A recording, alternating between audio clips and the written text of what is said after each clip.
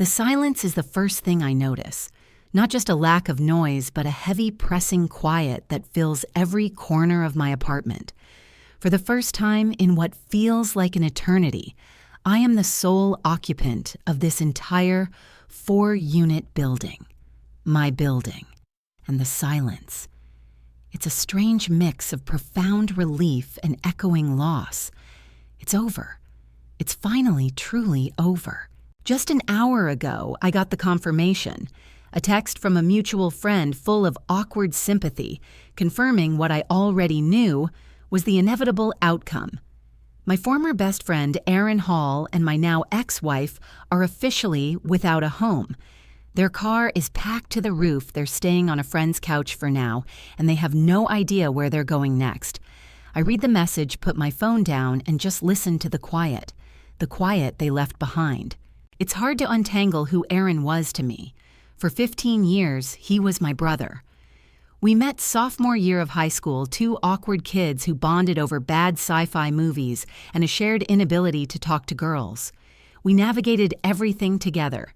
First cars, first jobs, college applications, all of it. He was the best man at my wedding. He was family.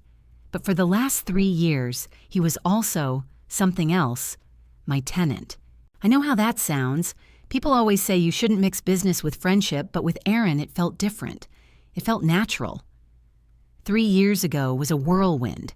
I was marrying the woman I thought was the love of my life, and at the exact same time, Aaron was getting priced out of his place across town. The solution seemed so simple, so perfect. A win-win. This building, this small 4-unit brick building, is my entire world. I inherited it 5 years ago when I was 27. My dad passed away and left it to me in his will, completely paid off. No mortgage, no liens, just mine. It was his father's before him. A legacy built on providing good, stable homes for people. My dad used to say the walls had good bones and a good heart.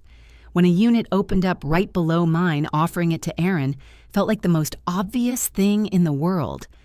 I could give my best friend a safe, affordable place to live, and I'd have him right here, a part of my new life, my new family. We signed a formal lease agreement, of course. We were friends, but I still wanted to do things by the book. He moved in the same month my wife and I got married.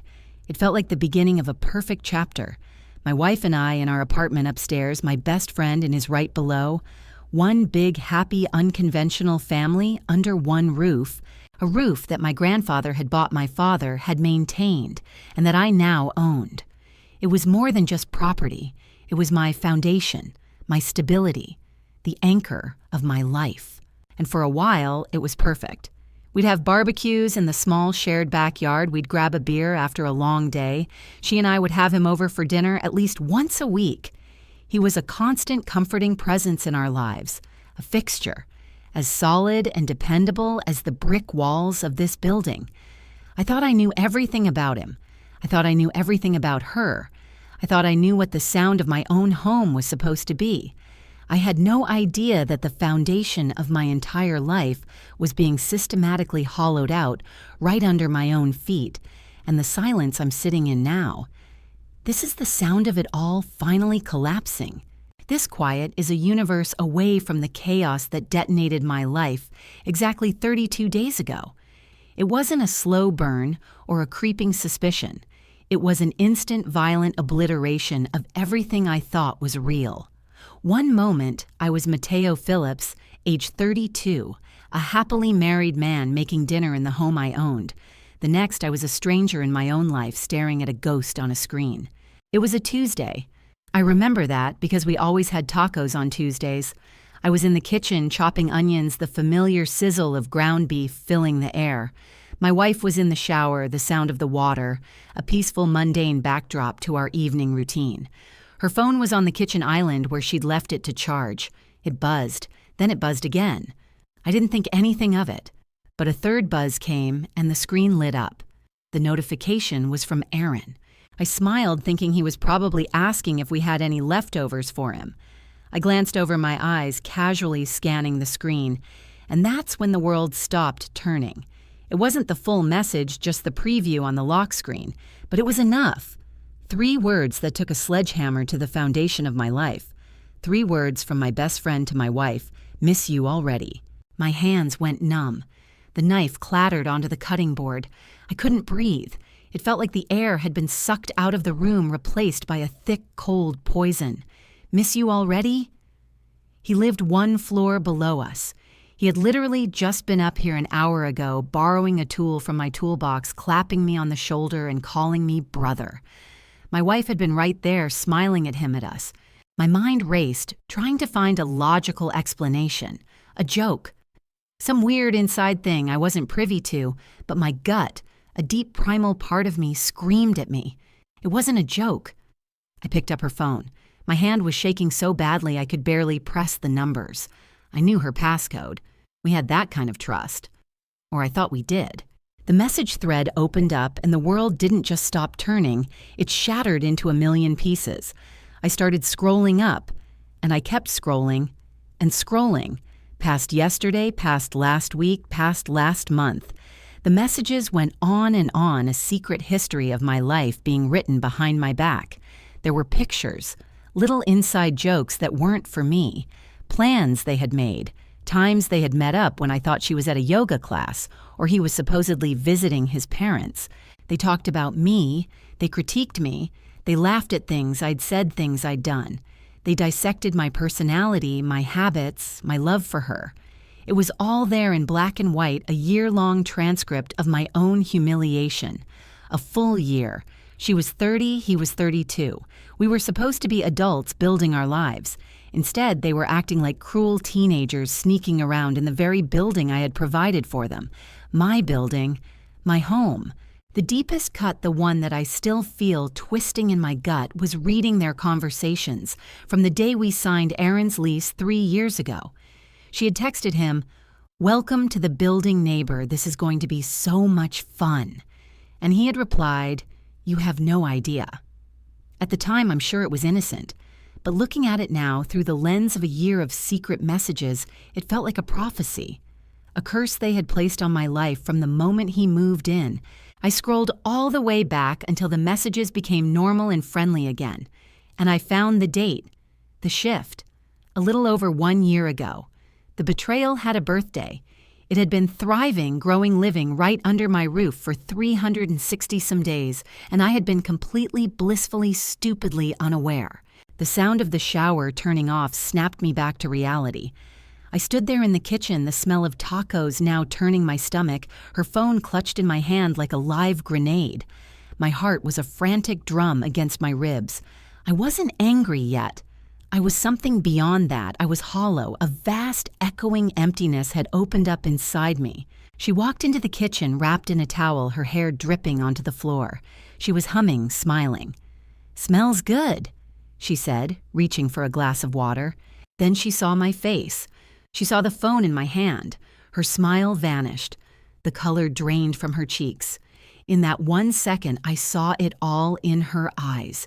Guilt, panic, and the frantic search for a lie that could possibly fix this. I didn't shout.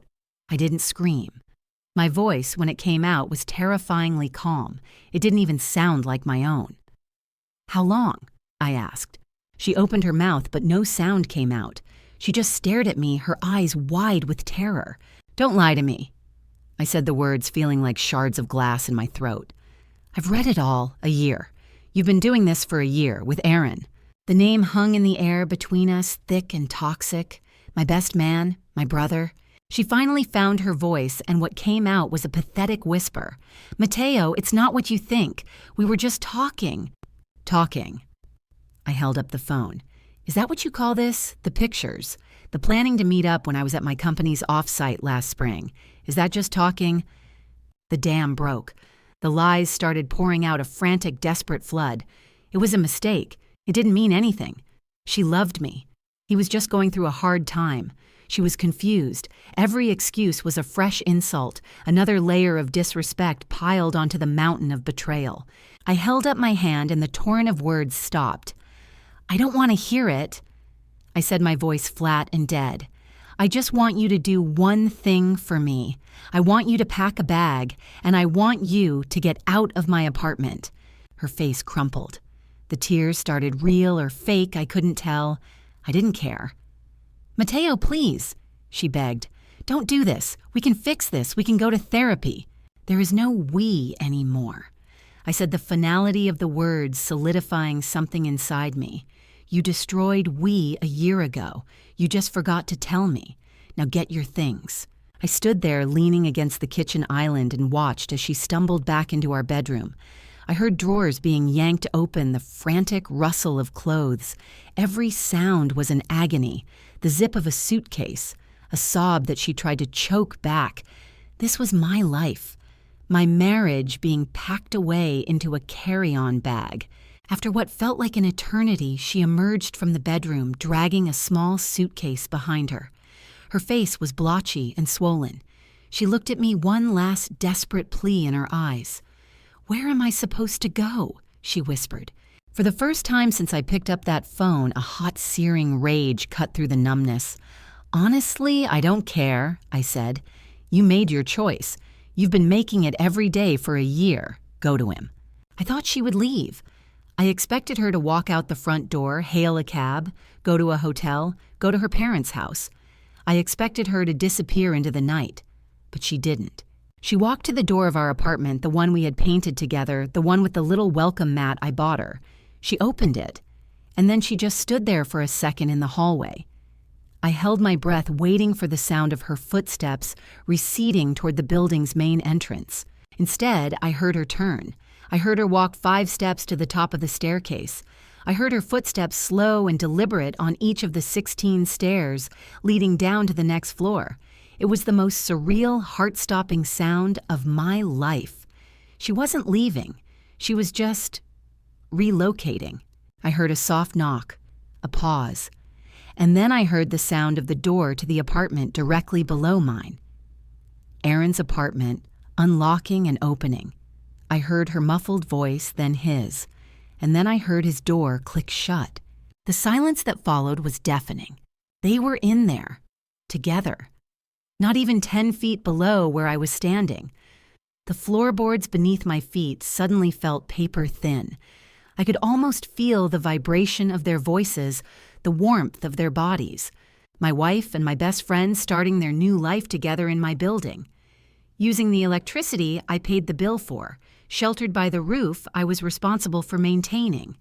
A roof my father and grandfather had worked their entire lives to own. In that moment, something inside me shifted. The betrayed husband, the heartbroken man, was still there, screaming in a silent void. But another part of me came online, a colder, more pragmatic part. The part of me that was the sole unencumbered owner of this 4-unit building, the landlord. My grief was a personal problem, but a tenant violating the terms of his lease, creating a hostile environment, and harboring an unauthorized long-term guest, that was a business problem. And business problems have solutions, legal, methodical, and final solutions. I walked over to my desk, my movements stiff and robotic. I sat down and turned on my computer. The rage was gone, replaced by an icy, crystalline clarity. They had made my home a prison. They had taken my sanctuary and turned it into a stage for their betrayal. They thought my friendship, my love, my history with them would be their shield. They thought I would just break down, that I would eventually have to accept it. They were wrong. They had forgotten one crucial detail in their sordid little affair. They had forgotten who owned the stage.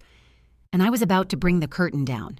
The very next morning, T-minus 31 days, I printed out a standard ironclad 30-day notice to vacate. I filled in Aaron Hall's name, the unit number, and the date. There was no emotion in my handwriting, just neat block letters. I made 2 copies.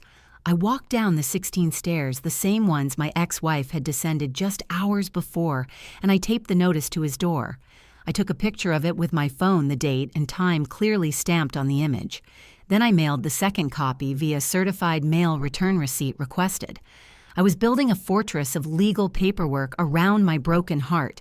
The next 30 days were the longest month of my life. I was a prisoner in my own home, living directly above the two people who had systematically dismantled my world. Every sound from below was magnified. I'd hear their muffled laughter and imagine they were laughing at me. I'd hear the television and wonder if they were cuddled up on the couch that Erin and I had once carried up the stairs together. I heard her footsteps, the ones I knew as well as my own heartbeat, now pacing a floor that wasn't hers in a life she had stolen. They tried everything. At first it was denial. Erin texted me like nothing was wrong. "Hey man, saw the note. Funny joke.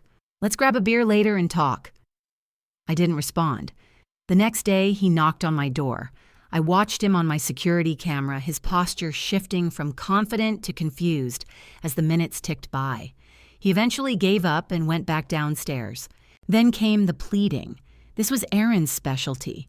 He left long, rambling voicemails appealing to our 15 years of friendship. "Mateo, don't do this. 15 years, man. We've been through everything together. You're my brother. She doesn't mean anything. It was a mistake. A huge, stupid mistake. Don't throw away our friendship for this." He talked about our friendship, but what he was really begging for was his cheap rent, his convenient living situation. My ex-wife took a different approach. Entitlement. She ambushed me one afternoon when I was taking out the trash. She stood at the bottom of the stairs, blocking my path. "You can't do this," she said, her voice dripping with a bizarre mix of indignation and disbelief. "You can't just kick us out. Where are we supposed to go? This is my home now, too." I just looked at her. "No." I said, my voice flat and empty. "This is my building. You were a guest in my home upstairs. Now you're an unauthorized occupant in my tenant's apartment downstairs, and that tenancy is ending in 22 days. I stepped around her and walked away, the sound of her sputtering in anger fading behind me. For the last 2 weeks, they just ignored it as if their collective denial could somehow bend reality. They acted like the notice on the door was a bad dream they could simply wake up from. They thought I would break. They thought the Mateo who had been their best friend, their husband, the guy who always forgave, would eventually crack and say, "Okay, you can stay." They underestimated how completely they had destroyed that person. On T-1 day, the final day, I woke up to the sound of a large truck rumbling to a stop outside. The eviction was scheduled for 12:00 p.m. I had arranged for movers and a sheriff's deputy to be present just to ensure everything went smoothly. From my window, I watched as the deputy, a calm professional woman, knocked on Erin's door. I saw the door open. I saw the shock on Erin's face, the panic that flared in his eyes when he realized this was actually happening. My ex-wife appeared behind him, her face a mask of horror. The 30 days of denial had crashed headfirst into a wall of consequences. For the next 3 hours, I listened to the sounds of their life being packed up and removed. The scrape of furniture on the floor, the hollow echo of empty rooms, the curt professional voices of the movers, the quiet, authoritative presence of the deputy.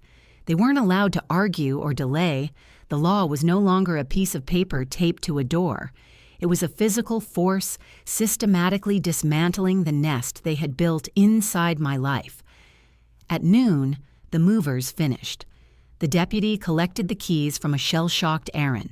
Their legal right to be on my property was officially, permanently, and irrevocably terminated. And now here I am, the 0 point. The silence in the building is absolute. It's been 24 hours since they left, 24 hours of peace. A few minutes ago, my phone rang. It was a mutual acquaintance, someone who didn't know the full story but knew something had gone down. He sounded awkward. "Hey, Mateo, you're not going to believe this, but I just drove past your building, and I think Erin and your ex are, well, they're having a huge fight on the sidewalk." I thanked him and hung up. I walked over to my living room window, the one that overlooks the street, and there they were.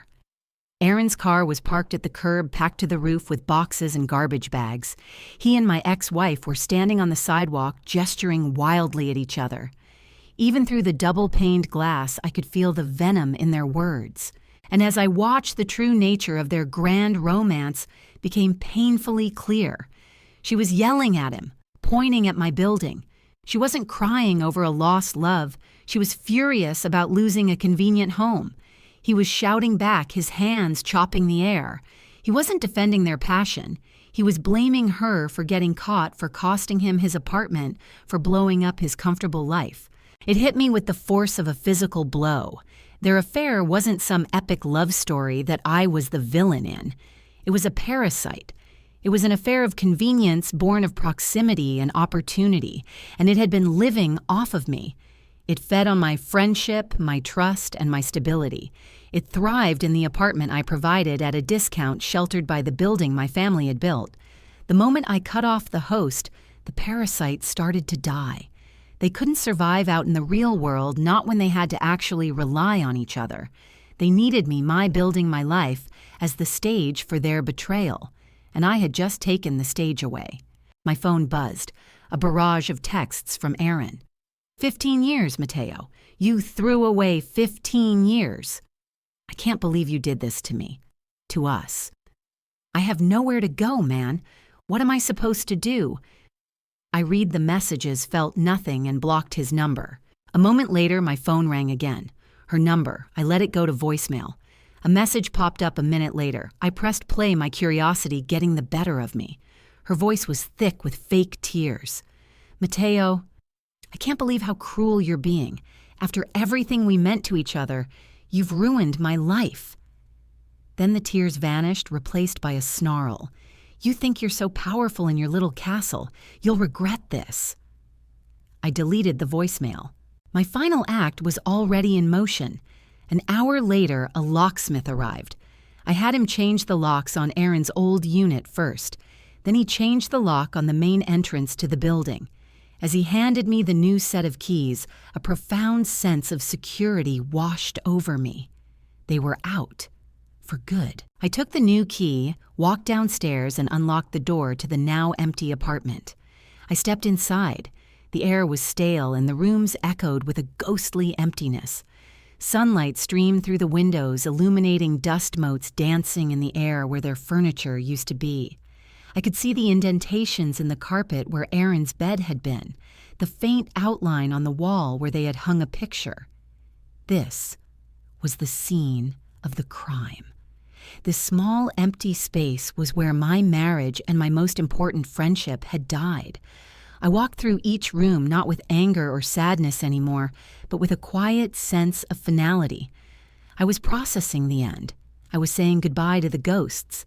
And as I stood in the middle of the empty living room, I realized the quiet wasn't emptiness.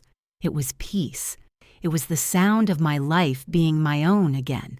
I had been hurt, shattered even, but I hadn't acted out of spite. I had acted out of self-preservation. I used the tools my father and grandfather had left me, not just this building, but the sense to protect it. And I had surgically, legally, and definitively removed the cancer from my life. The victory wasn't in their screaming match on the sidewalk. The victory was this silence, this peace, this reclaimed space. I pulled out my phone, my reflection showing a tired but calm face in the dark screen. I scrolled through my contacts past their names, which I would soon delete, and found the number I was looking for. The phone rang twice before a man answered. Contracting services, this is Mike. I took a deep breath, the first truly clean breath I'd taken in a month, and looked around the empty room, already picturing it differently. Hi, Mike. It's Mateo Phillips. I said, my voice steady and clear. I've got an apartment unit that's ready for a full renovation. I want to start with a complete gut. When can you get started?